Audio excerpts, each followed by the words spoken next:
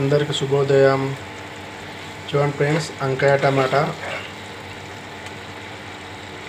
ఎందుకంటే వంకాయలు కోసేటప్పుడు, టమాటాలు కోసేటప్పుడు, ఇలా వేసేటప్పుడు వీడియో ఇద్దామంటే కష్టమైంది ఒక్కోనికి.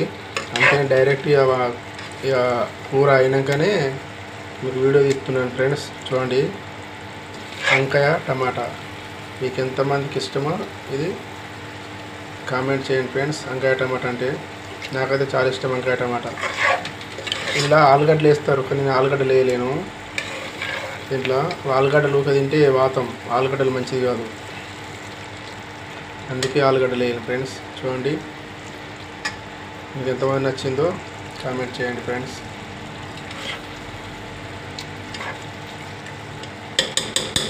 Okay friends.